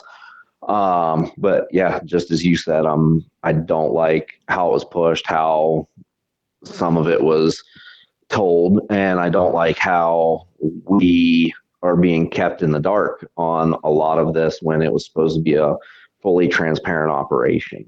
And there's a lot that isn't coming to light. Well, I'm from the government. We can move on from that. I'm from the government. I'm here to help. Good luck with transparency. Yeah. And, a lot of the last thing that I'll say about it is a lot of people are up CPW's ass about this, getting mad at their local wardens, getting mad at the local agencies. They didn't do this, guys. Like, leave them alone. They're only doing what their hand is being forced to do. Right. I know, at least in my area, a number of the agents, a number of the biologists did not want it to go down this way. No. Just mind your P's and Q's. Be a good model conservationist. and do the right thing. Help your agency. If there are problems, go to them. Their hands are probably tied. I'm sorry. It sucks. It sucks for a lot of us. But we can't go about this the wrong way, or we're going to get more pushback and we're going to lose more. And I can't even say rights. We're going to lose more privileges. Right. And you're right. You're right. There's a way to go. Sometimes you just have to just let things happen, and eventually it will come back the way that we need it to, or start to swing back our way. I get it. But you're absolutely 100% right. Like it's not Parks and Wildlife's fault. They probably were adamantly against it. Now, like all sections of people, you get a group of people together, there's probably some that, oh, this is a great idea. And there's a lot that said, no, this is a bad idea. Like, I get that. But yeah, be cool when you're talking about it. Don't lose your cool. Be responsible, speak facts, don't speak feelings, don't speak, beliefs, speak facts, and just let it go. And eventually let somebody who hopefully is reasonable enough to see the sides that's going on and make a reasonable decision, especially moving forward, because there's eventually going to have to be a management plan for wolves. There's no question about that. It may not that. be next year. It may not be 5 years from now, but eventually there's going to have to be a management plan for wolves, because they're eventually going to become an issue. Yep. And, we're looking at, I don't know how rapidly it'll expand, how successful this operation is going to be. You're already hearing that, oh, we're out of money for this and that, and we don't have the money to pay depredation to these ranchers. So, if these activists, and I'm not going to call them conservationists, I'm going to call them preservationists. That's something I feel the media gets wrong by calling some of these activist groups conservationists, because they're not. They are preservationists. How about you guys flip the bill then? You guys have all these organizations. You guys put all this money into getting this on the ballot. You guys put all this money into trying to make this happen. Well, it's time to put your money where your mouth is, where it seems to actually matter. Right. And that's where I am, like, kind of a little outraged, because it's not just my money. The people in Denver don't have to suffer the consequences for this, because the wolves can't be introduced anywhere east of the Continental Divide. Right. So the people that voted for it don't have to reap the consequence. So how about you guys finally put your money where your mouth is? They pay their taxes. They do. They do. I got news for you. The majority of it doesn't go to Parks and Wildlife. The majority of money that goes to Parks and Wildlife, like all other public entities that are deal with wildlife, is what is funded because of license sales for hunting or fishing, or also stuff that comes in through the oh crap, I can't remember the name of it. It's the federal law. Pittman-Robertson Act. Yes, where money it's a tax that's on every outdoor equipment that's sold that is supposed to be used towards conservation. So that's where the money comes from. Or not every, but we could get down a whole nother rabbit hole on that. But the next thing I would like to talk about, from what I'm reading here, is Senate Bill 25-003. And I'm going to read this from the Googles, so it may be a little off, but it would prevent the manufacturing, distributing, transferring, selling, or purchasing of certain firearms. Those are specified as semi-automatic rifles, semi-automatic shotgun with a detachable magazine, or gas-operated semi-automatic handgun with detachable magazine. So basically, they're trying to be like California. Just a little lot of it. Mm-hmm. We could probably change the name of the state to California. Just there you go. But not to mention just that, during this last election, we had, I can't remember exactly what the proposition was and what the ballot initiative actually ended up being, but it was to impose an excise tax on firearms and ammunition, a 6.5% excise tax, in the name of mental health. So that did pass, and it's in effect as of January 1st. So that's another thing that we were so lucky to get. If it is going to be used towards mental health, great. Right. As we know how government works, I friggin' doubt it. Well, there'll be a very loose definition on what mental health use is. Yep. Um, Again, I don't have a problem with it if it's going to be directed towards that and there's actual funding, actual programs, and all of that excise tax goes to that. I have a feeling, again, as government works, it's going to be a slush fund to line pockets. right. Now, this is all just me speaking on opinion. I get it. But so my opinion in this is that America does not have a gun problem. It is not the guns that is the problem. It is the people with bad intentions that is the problem.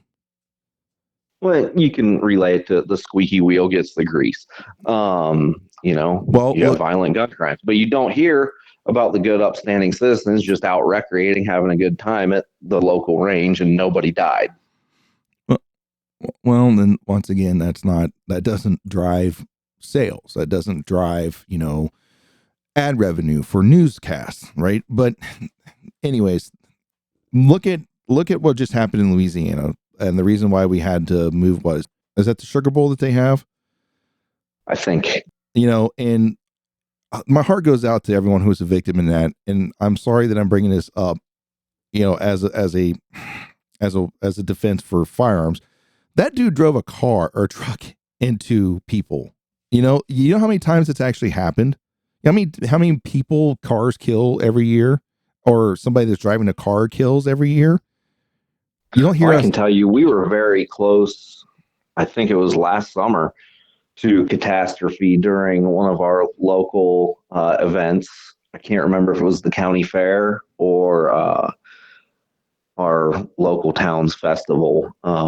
So forgive me, but there was a drunk driver that managed to slip in behind the tail end of the parade where a cop in our area tails the end of the parade and slipped in right behind the cop, rammed their car, and then tried to drive through the parade. Luckily, we had a law enforcement officer that took matters, I can't say into his own hands, but took matters very seriously and heard over the radio, like, we need this person stopped, managed to ram the car and take the car out of commission and prevent immense catastrophe. Granted, it's a small town, but, innocent people dying, it's a catastrophe. Yeah, regardless. If it would have happened. Whether it's 1 or 100, it's still a catastrophe. So, but how many people? This is really shitty of me to use this as an example. But how many people are calling for the banning of cars now because of that? How many people do you hear to call for a banning of that? None. Zero. Right. Zip. Zilch. You don't hear a single person. Oh, well, we should ban cars. But yet you use a firearm and all of a sudden all firearms have to be banned. Like, we don't need firearms. And I don't want to get too, I am going to say this, like, the Second Amendment was created as a protection for the people against their government, so that the people weren't going to be oppressed by their government again.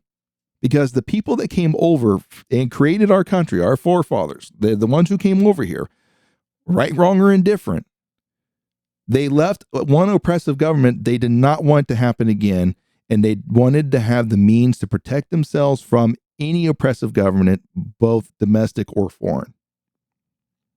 That is why the Second Amendment is there. Not for people to own guns to just hunt with, or not for people to own guns just to look at.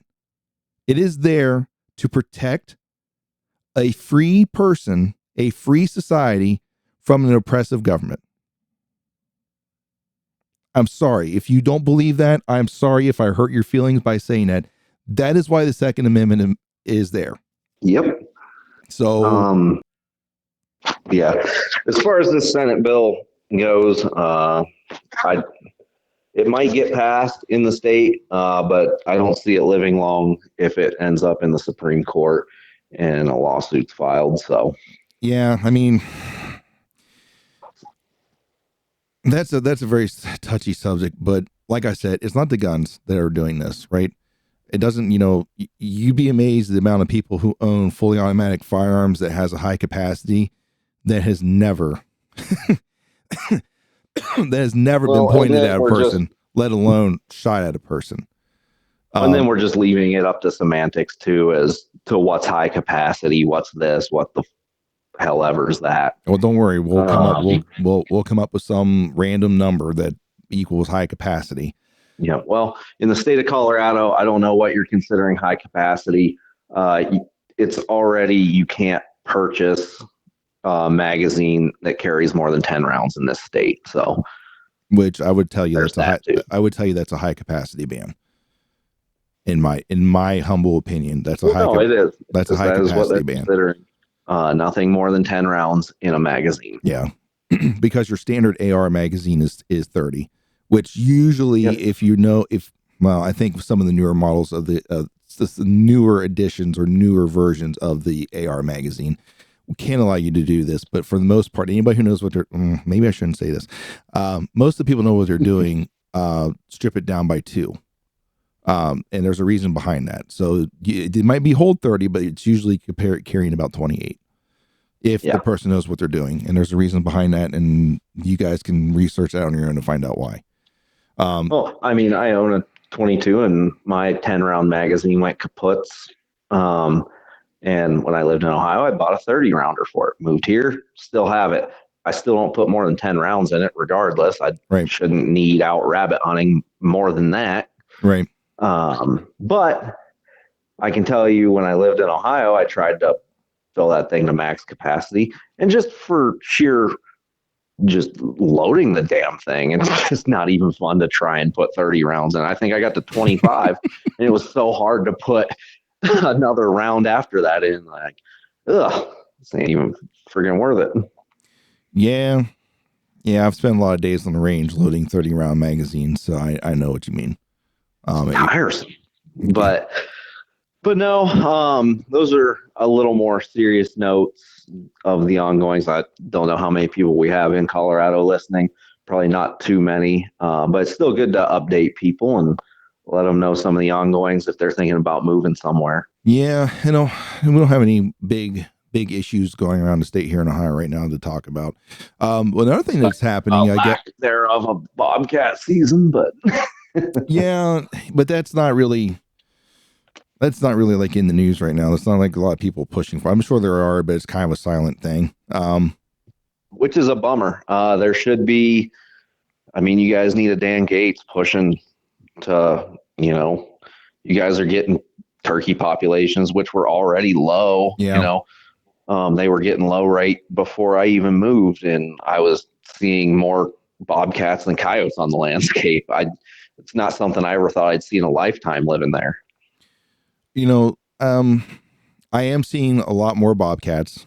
Actually, I live just outside of the city here, and so we have neighbors that are well within 100 feet of us. Like it's a populated area, and we've got a bobcat running around out here. I've not seen him in a while, but we had and I'm pretty sure it was a big tom too that was running around out here. And I've got at least a couple on camera out in Tuscarora on the Tusk farm. And then I actually got phone video of a bobcat, with a squirrel, several years ago. So the population's been here. There's been some studies that I'm aware of from OSU, which tends to be the number one entity that does studies for our ODNR. And this study is several years old, and they said then that there was likely, and I don't want to say likely, that there was a sustainable population of bobcat for a season. Absolutely. So I know there's probably some politics involved in this. When I say politics, belief systems and how certain people think that we shouldn't do it, and others that, wish that we would. And so it's a hot button topic. I just think that there's time that we have an open, honest discussion about this and actually look at this and do this. So absolutely. It's not a matter if, it's a matter when. And It's one of those things, once again, back to conservation. But anyways, that is probably but it is one of those things that's out there. It's not necessarily one of those things that's like forefront right now that, that's everyone's all up in arms about, because I don't hear a lot about it. I hear it every now and again when asked, or when it's brought, when we have a direct conversation or someone shows a photo of a bobcat to somebody. Oh, when we get in a season, I don't know. But for it just to be just an out of the blue conversation, not so much. So, and yeah, again, maybe somebody will step out and get on the forefront and push for it, start to bring light to the issue. Well, because it wasn't all that long ago. I mean, just across the United States, it was like people just weren't seeing turkeys due to the market hunting back in the earlier days of the country. Mm-hmm. And they made a fantastic rebound back east, and now they're back on a massive decline here. It took a little longer, but now there's a massive population of turkey here. Mm-hmm. Not sure why. I don't know if, coyote populations are down, bobcat, or just the vast landscape and where the turkeys are hanging out. But turkeys are big on the upswing. A lot of the guys I work with that have lived here their whole lives, they're like, yeah, as a kid, seeing a turkey, not much of a thing. And now, you almost can't go anywhere, at least in my region, without seeing them. Right. And multiples. I know when I was out there, we came across a flock. So. Oh, yeah. Yeah. I mean, they're everywhere. So if you got desire to hunt out of state turkeys, I believe we have Merriam's. I'm not a turkey hunter, so I'm not too versed in it, but I believe they're Merriam's. Come on out, man. Save, maybe don't buy a tag in Ohio or wherever you're from back east this year. Come out and hunt Merriam's in Colorado. And you guys have one more thing that's the tag allocation or the tag structure coming in 2028? Yeah, I'm not super versed on it. I just know a little bit of what I watched from Cliff Gray's podcast. Mm-hmm. But it sounds like they're going to try to, I wouldn't say eliminate point creep, but kind of level the playing field on the point system. We'll see if it works. I don't know. I'm neither here nor there on it. But X amount of percentage of people with X amount of points will draw the tags, and then another X amount of percent goes into another pot for a random draw. Yeah. So there'll still be like a point for, so let's say hypothetically 50% of the tags go in, and these are strictly for points only. So people with the highest amount of points have the greatest auto drawingness. But then Correct. The other 50% goes into the pot where it's just a random draw. So we just randomly draw somebody. So somebody that has no points has a chance. It's a slim one. You could have 0 points and you have a chance. A chance to draw the tag. That's the way it's supposed to work from the way I heard it. Right. I also don't know if this hybrid draw, I don't know if that's, again, vernacular here. Not sure if that's what they're going to call it. I don't know if that's 100% going to replace the secondary draw. It kind of sounded like that, but I can't say for sure. I haven't been to a meeting in a while. To some fault of my own, I definitely have the time, but a lot of the meetings tend to be middle of the week after work when, you're just exhausted. Right. But I do need to get on top of going back to these and keeping up and staying informed. Well, I mean, that'd be an interesting thing on how that's going to attack point creep. And, well, and you can see them kind of attacking point creep now, even here recently. A lot of these highly hunted over the counter units, you got guys that are going to save points. Mm-hmm. But they can still hunt every year in a lot of these over the counter units. Well, you're starting to see a lot of that for residents even start to disappear as far as archery is concerned. And so a lot of these units that these guys relied on to be able to hunt every year and still bank points, mm-hmm. they're starting to get a little conflicted, a little angry because, well, now I have to burn my 15 points if I want to try to hunt this unit this year. Mm-hmm. Now, me, I am an outsider. I did move here, but I am a resident now. I became a resident. Oh, what was that? 2020. So what was that? 5 years ago now. I would have been 28. Missed 20 some years of being able to put in for points. So I'm never going to have a chance at one of those units. It helps level the playing field. And I mean, probably won't draw it. There will be so many people with hopes putting in for it. Right. It's going to be tough go regardless. But it's like on Dumb and Dumber. So you're saying there's a chance? Well, anything to kind of help level it out where there's some more opportunities for people to go as opportunity begins to dwindle, along with access. While you guys have plenty of like access for the most part, it's the opportunity that begins to dwindle. And here we have a lot of opportunity, but very limited access. And the access. And you can also look at this in the, I don't want to say pessimistic way, but in a sense, a pessimistic way.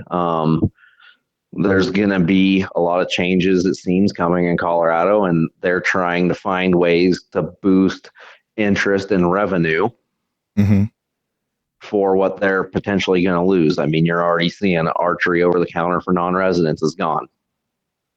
There's a big revenue stream. Yeah. You're still going to have people putting in for applications and whatnot, but just the outright purchase of that many licenses at $800 a pop plus $100 for a small game qualifying license. That's a pretty big dump, excuse me, for your revenue stream. And I feel like some of that's to combat it, because I think one of the other things in this new system for 28 is no longer will your application fee account for your point. You're going to have to buy your point on top of that, from what I understand. Surprise. Yeah, and you're still going to have that qualifying license too. Yeah, it'll be interesting to see once it's all put out. And I'm with you. Like we're just barely scratching the surface on this one. I hope it accomplishes what they think it will. I don't see anything that will somewhat. I mean, yeah, you're definitely going to get some revenue back, but residents, be prepared. You're going to be paying more. Yeah, it's one of the last coming. Parks and Wildlife meetings I went to. A big thing was on, okay, so we knocked down the number of non-residents that can come hunt here. How much more are you willing to pay? And, they went through X amount of dollars all the way up to another X amount of dollars. And, you can equate it to, well, if you got money for Copenhagen, who gives a shit if you pay $100 for a tag?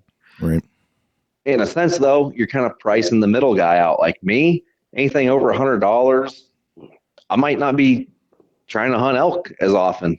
Right. Luckily I don't have any kids. I live a certain lifestyle. I could probably afford more. But it hits a point to where you're cutting a lot of people out of that. So then you got to increase tags more for more revenue stream that you just lost from guys that are just scraping by, and this activity, this lifestyle is kind of their way to escape from the mundane 9 to 5 that they have. Right. So not to get somber and, sad about it, but these are the realities we're dealing with. It is. And there's not a, like we said earlier, for another topic, there's not a easy button. There's not a great one type solution. I don't think there ever will be. That's the thing. Like, there's not going to be just one solution that fixes everything. And that's the thing your wildlife agencies are dealing with. Like, you're not going to make everybody happy. No, you're not. Not once ever.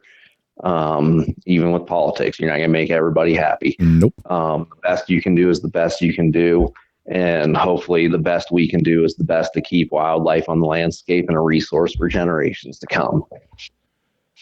And I think that's a good place to leave that one.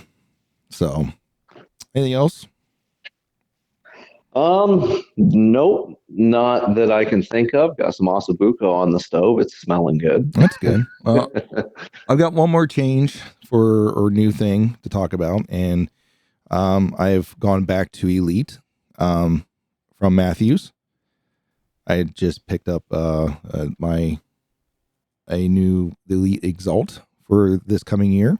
I think that bow. Obviously the Matthews is staying with me, because I like having the option of having a secondary bow. But I really, don't get me wrong, I really love that Matthews bow. Like, of the bows I've ever owned, it's been like one of my top favorites. Even like I've said it previously before. I had like a Synergy, the Elite Synergy. I thought I would never part with, because that was like my favorite bow ever, like ever created. I thought that was a bow hunter's bow, and I still seriously think that's a good bow hunter's bow for when it was. But I think the Matthews has succumbed, or not succumbed, but has surpassed that Elite Synergy. However, the Exalt, it's a hybrid bow. It's a target / hunting bow, and I was looking for something that was going to be a little bit more, because I shoot a lot of 3Ds, and I was looking for something that's going to be that kind of bridge that gap a little bit. And Okay.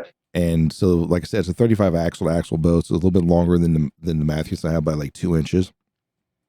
And I'm telling you, when I went and shot this thing, like even before you put stabilizers on, just bare bow, this thing was like rock steady, just held on target amazingly.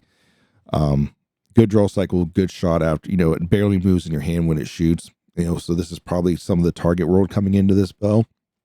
And what's nice about it is it does not come with a target price tag. It comes Oh in, man. it comes in right about where your hunting bows come in. Okay. Good. Cool. That's good news. Um, we've come so far with the technology of bows. It's starting to get to a point. It's like, where do you go now? um, just keep them smooth and keep them stable.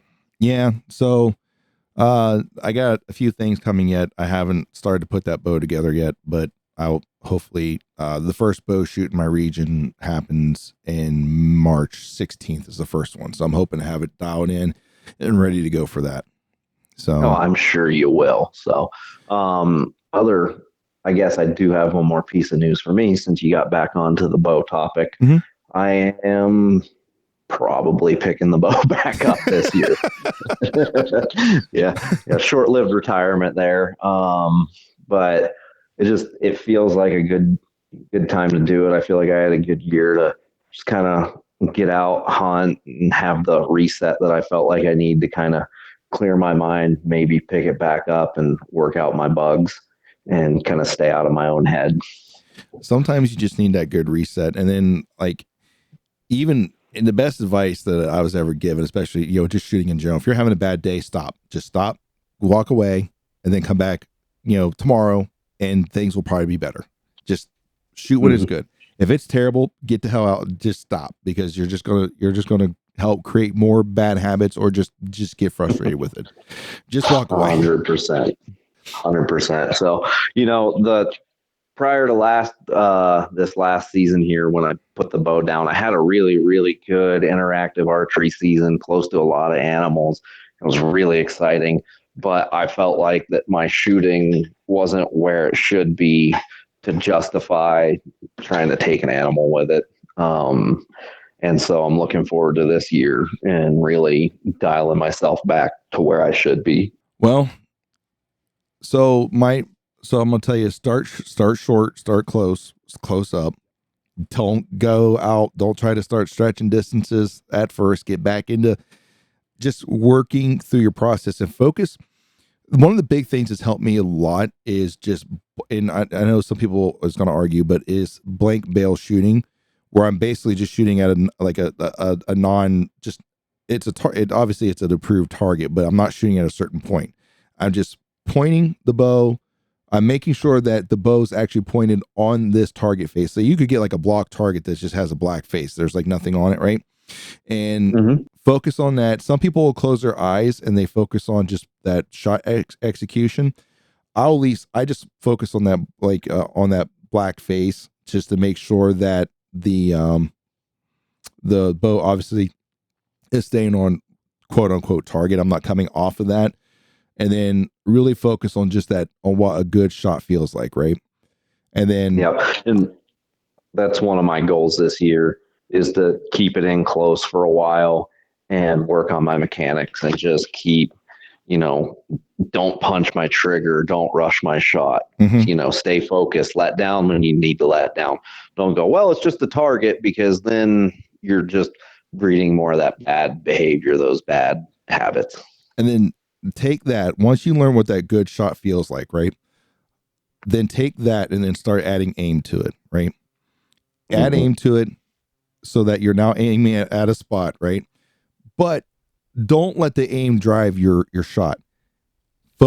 Still focus on that good release, on that good form, good release, pull through whatever it is that you're doing, right? Whether you're squeezing through the trigger or you're pulling through the shot, whatever it is. Once you start that process, right? Start to go through it. The only time you stop this is if you get an unacceptable sight picture.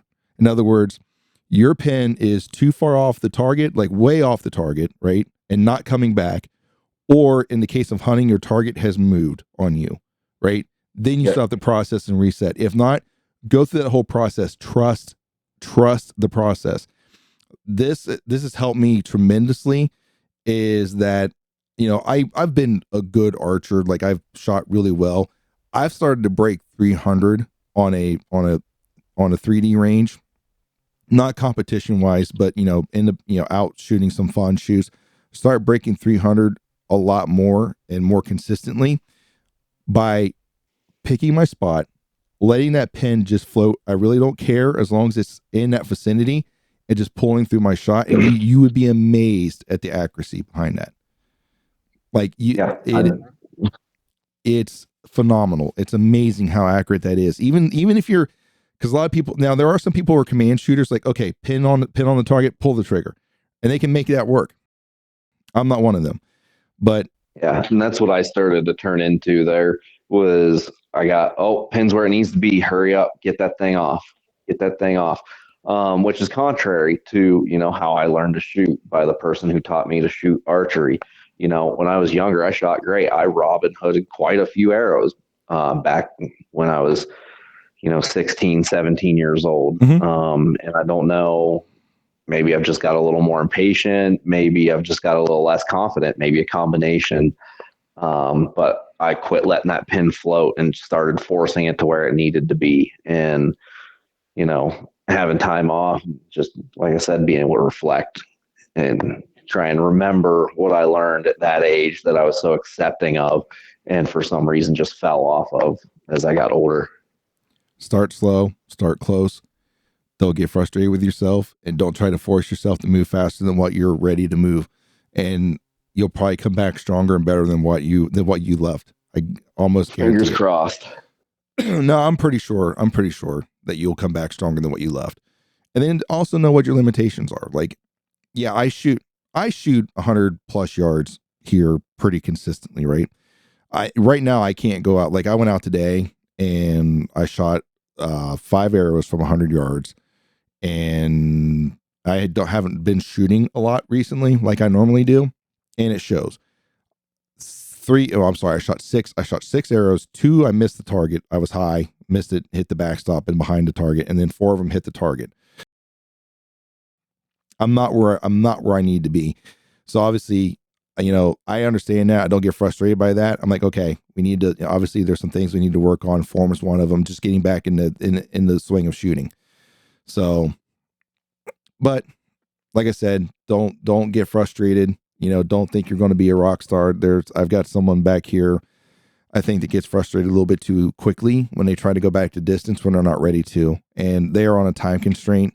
And that's one of the big things with shooting, is that there's no quick fix. Like, if you want to be good at it, you're going to have to, like, designate some time for it. I understand you have families. I understand you have kids. I understand that you have your other responsibilities that you need to take care of. But if this is something that you want to be good at, you're going to dedicate some time to it, and you're going to trust the process. Like, there's no quick, easy button. There's nothing you can buy. There's no sight. There's no rest. There's no release. There's no bow that is going to make you a great shooter if you have crappy foundations. I promise you, I don't care what the market tells you. I don't care what. Now, if you have great form, great foundations, yes, there are certain things that you can find that will help improve that foundation, right? But it's kind of like this. Take this analogy, and this will probably be the last thing I say before we close this out. Take this analogy, all right? So you go buy this house, right? And it's a brand new house. It is your dream house. You love this house. You know, you saved all your money. This is the house you dreamt your entire life, and you finally got the money to build it. It's built. You move in, and you're about 1 month in, you notice a crack in the wall, right? You see this crack in the wall, and you're like, well, we can't have that. This is my dream house, right? So you call somebody to come in and fix it. All right. So let's say the first guy comes in. Yeah. We'll just patch that. They'll be fine. Right. So they come in, they put a patch on it. They sand it down. They repaint it. Everything's perfect. Right. Another month later, that same crack is now back again. Right. So now you call somebody, you call another guy in because you don't trust the guy who came in and fixed it before, because obviously he didn't fix it. So now you call the next person in. They come in and they look at it, and you're like, okay, so I just need you to come up there and I need you to patch that. I need you, and then, you know, whatever patch he used, don't use the same one because obviously it didn't work. But this guy instead looks at you and says, listen, it doesn't matter how many times I patch this, the foundation of the house is wrong. And until we fix the foundation, that crack is always going to be there. So take that as, if you notice a chink in your shooting, you notice there's a problem in your shooting, you know, a new release or a new rest or a new sight might patch that problem for a minute. But ultimately it comes down to your foundation and your form and how you're shooting. You have to fix that. And like fixing the foundation of a house, there is no quick, easy button. It's a lengthy process. It's kind of an expensive process, but if you want it to be truly fixed to where that crack doesn't show back up again, you're going to have to invest in yourself and invest in your shooting. So that's all I got. That's all I got to say on that. I'll take it. I like the analogy. Anything else you got? Anything else you want to throw out there? No, sir. I think we've kind of beat the dead horse today. We probably have. Well, ladies and gentlemen, thank you so much for joining us on this episode of the Country Fried Outdoors Chasing Your Experience podcast. We truly do appreciate each and every one of you that you take the time out of your busy days to sit and listen to the two of us ramble on about just random topics and stuff. We would appreciate, though, if you would take the time to leave a review and a rating on whatever podcast platform you're listening to this to. And if you also would like to follow us along, make sure you check us out on Instagram at Country Fried Outdoors, spelt with a K, or check us out on the YouTube channel at Country Fried Outdoor Productions. And ladies and gentlemen, it's time for us to close this out now. As you're out there chasing the experience that you want, may you have the courage to fail, but yet the humility to learn. And as always, we hope you stay safe out there, and God bless you.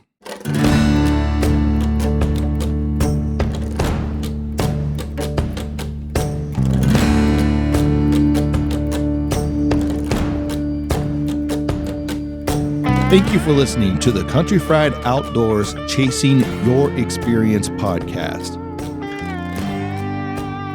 Before you go, don't forget to leave us a review and follow the show on the podcast platform of your choice.